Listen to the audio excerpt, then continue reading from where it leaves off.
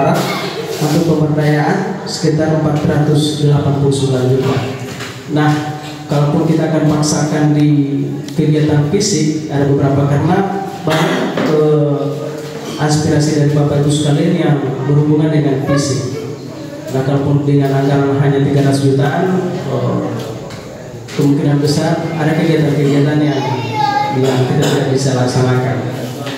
Akan tetapi kita tetap coba berusaha, kita geser ke APBD 1 kabupaten dan provinsi. Ini kegiatan-kegiatan yang kita laksanakan. Dan yang berikut lagi Bapak Ibu sekalian, insya Allah musyawarah pada malam hari ini juga akan berjalan dengan lancar, dan harapan juga kami dari pemerintah desa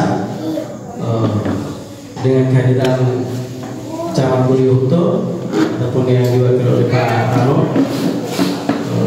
Ini adalah ucapan terima kasih dari kami pemerintah desa selalu mengawal kegiatan pembangunan yang ada di tingkat desa Sumberwulu. Mungkin hanya ini yang bisa kami sampaikan Bapak Ibu. Terima kasih. Assalamualaikum warahmatullahi wabarakatuh. Demikian sambutan dari Kepala Desa Sumberwulu. Selanjutnya sambutan Camat Bulyoto yang diwakili oleh Kasih PMD sekaligus membuka musyawarah perencanaan pembangunan desa untuk tahun 2020. Untuk itu kepada beliau dipersilakan. Bismillahirrahmanirrahim. Assalamualaikum warahmatullahi wabarakatuh.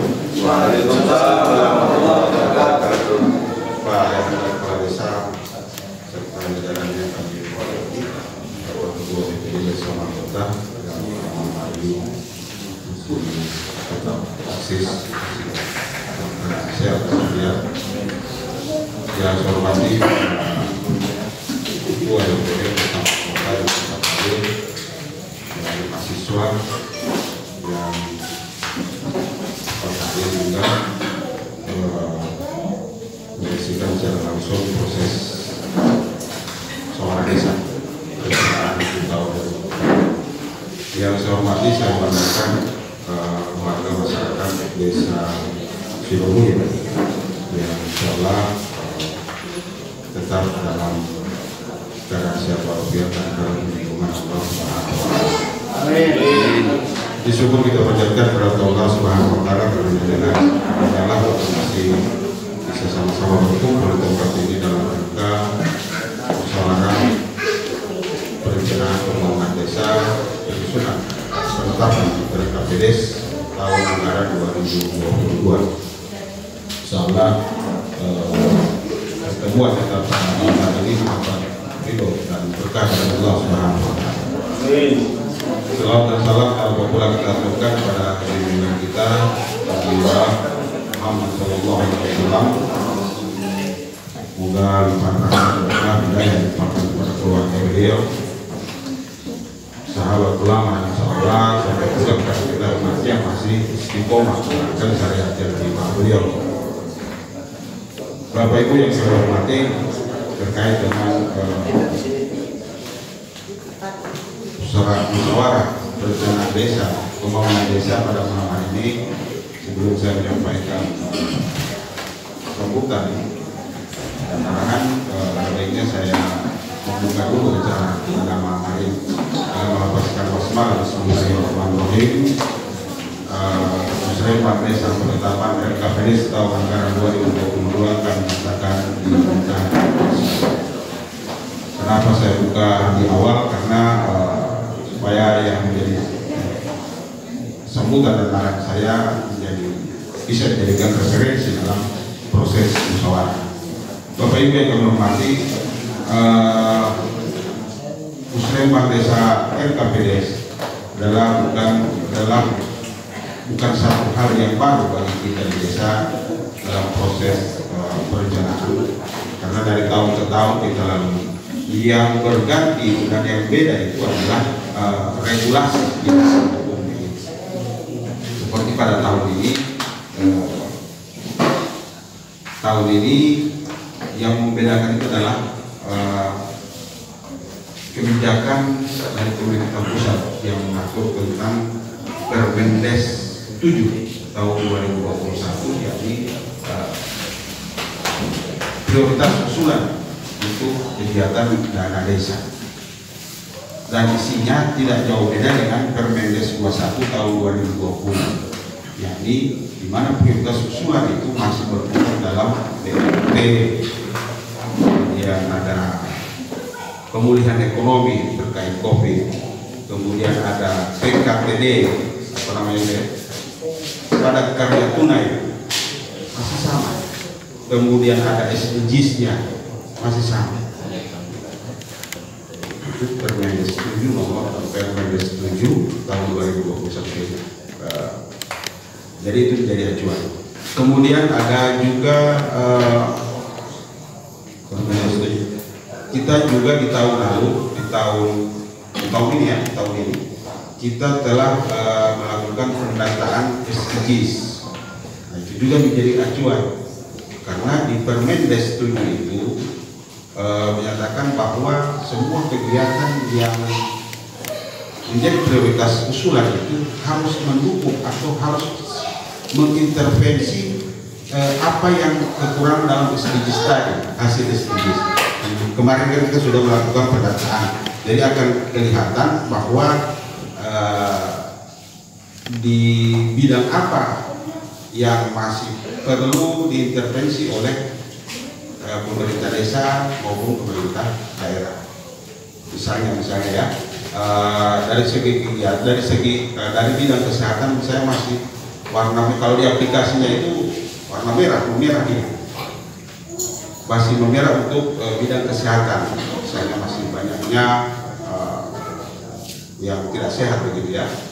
Nah, itu perlu intervensi, atau masih banyaknya rumah yang tidak layak huni, itu perlu intervensi dengan dana desa maupun dana dari APBD desa maupun APBD.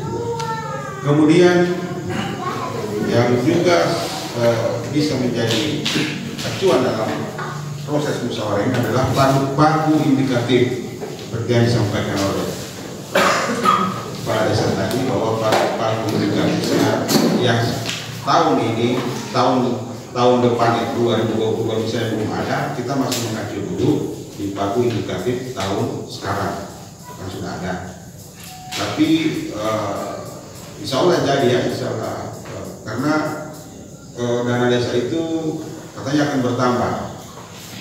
Kemarin ada 72 triliun ya kemarin, 72 triliun. Jadi insya Allah bertambah. Jadi kita pakai dulu pagu indikatif tahun sekarang, jadi kita bisa memilah apakah si Jokowi ini masih 50-50 untuk pembangunan dan pemberdayaannya, atau sudah 60-40 atau bagaimana. Kemudian yang menjadi yang perlu diperhatikan juga oleh pemerintah desa, oleh proses musyawarah ini, forum musyawarah ini adalah penganggaran BLT. BLT sekarang itu ada Persentasenya adalah 30% ya, 30%. Kemarin sudah Mulyo menambah ya, tambah. Itu harus capai 30% dari anggaran dana desa. Jadi kalau hanya 800, potong dulu 30%-nya, kemudian dibagi 60-40 tadi. Kemudian juga memperhatikan PKTD tadi, padat karya tunai. Padat karya tunai ini yang menjadi momok di desa ketika ada pembangunan fisik di desa, itu yang menjadi momok karena 50% dari total anggaran dari kegiatan tersebut harus 50%-nya HOK. Misalnya setelah dikalkulasi, setelah ada RAP-nya, setelah ada desain dan RAP, materialnya misalnya menelan dana 100 juta gitu. Tambah HOK 50% berarti total anggaran dari kegiatan tersebut adalah 150 juta. Ini yang menjadi momok. Maka di tahun ini banyak desa-desa yang tidak ada pembangunan fisik.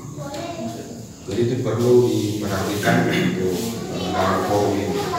Jangan sampai kalau kita mengusulkan itu kan akan menyerap dana, sangat menyerap itu. Kemudian dari segi kualitas masih kalah ketika kita pakai alat berat. Dan sudah ada beberapa desa yang kemarin memaksakan itu kalah, karena dia kalah dari segi kualitas, dari segi pengeluaran belanjanya juga kalah. Jadi yang bisa dikerjakan hanya 100 juta, kalau sudah ditambah 150 juta, ternyata yang 150 juta kalah dengan 100 juta dari segi kualitas. Jadi itu perlu diperhatikan. Jadi mungkin aja ini yang bisa kami sampaikan, karena ini sudah secara teknis kan, dan itu sudah hampir tiap tahun kita jalani bagaimana proses dalam musyawarah penyusunan RKPD. Kemudian ada satu saya ketikkan, mungkin di bulan-bulan Februari di 2022 itu insya Allah, atau akhir Januari itu akan ada musrembang lagi tentang DURKP penyusunan program RKP. Nah, itu kegiatan-kegiatan yang didanai oleh APBD 1 maupun APBD 2. Jadi yang tidak bisa di-cover dalam dana desa maupun di APBD sendiri, itu kita akomodir dalam DURKP. Tapi itu lagi perlu diperhatikan oleh forum musyawarah ini, bahwa di DURKP nanti itu akan baik lagi di tingkat musyawarah musrembang kecamatan, itu hanya 9 usulan. Hanya 9 usulan yang diambil dalam satu kecamatan. Jadi itu akan baik. Kemarin kita dari 13 desa hanya diminta 9 usulan. Jadi Sidomulyo dan Sidomulyo Selatan ya, jadi 1 usulan. Jadi tinggal begitu kita mengakali itu.